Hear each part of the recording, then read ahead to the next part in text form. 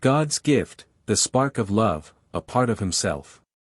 BD number 6941. October 11, 1957, you are lacking light and strength because you are still imperfect. However, without light and strength you will not attain perfection either and would hopelessly have fallen prey to a wretched state were you not granted help and first given light and strength, which subsequently enables you to reach the state of perfection. Hence, at the beginning of your life on earth you are oblivious of the correlations, of the meaning of your earthly life and your task, you are completely without knowledge, you are lacking light. And if this is brought to you by way of being instructed of your earthly task then you, on the other hand, lack the strength to attain your spiritual perfection as long as you don't acquire the strength for yourselves, which can only ever happen through kind-hearted activity. And for the acquisition of this strength, thus for being lovingly active, you usually lack the will, because your imperfect state also signifies an exceedingly weakened will. So this is how you are at the beginning of your earthly life which was only given to you to shape your imperfect nature into becoming perfect. Your life on earth would therefore be incredibly hopeless had God's love not granted you something to help you attain perfection again. He placed a minutely small spark of his infinite spirit of love into you. This tiny spark of love is his share, it is inseparably united with him, it is spirit from his spirit, light from his eternal essence of light and strength at the same time.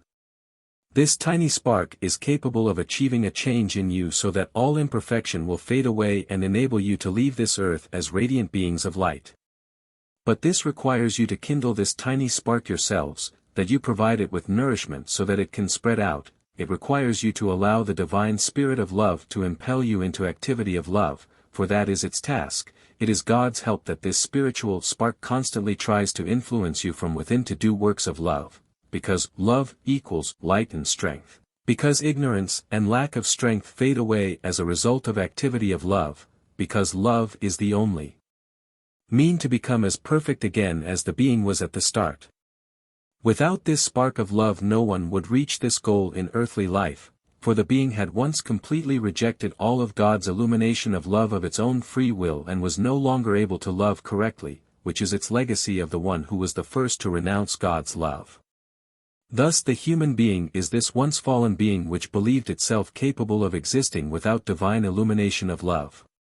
Admittedly, it could no longer perish again, but the state of a fallen being became a completely different one than as it was originally created. For only love is the invigorating strength which enables the being to be blissfully active. Without love the being is dead and in spiritual darkness and therefore must also feel tremendously wretched. Yet despite having formerly rejected his love, God placed this minutely small spark of love into every human heart and so established contact between himself and the person, which, however, must also be utilized by the person, because even this spark of love, the part of the divine spirit, does not coerce the human being's will. Nevertheless, with gentle urges it tries to influence this will to practice love, which then can ignite a flame in the person's heart, spreading light and at the same time providing the person with strength to change his nature.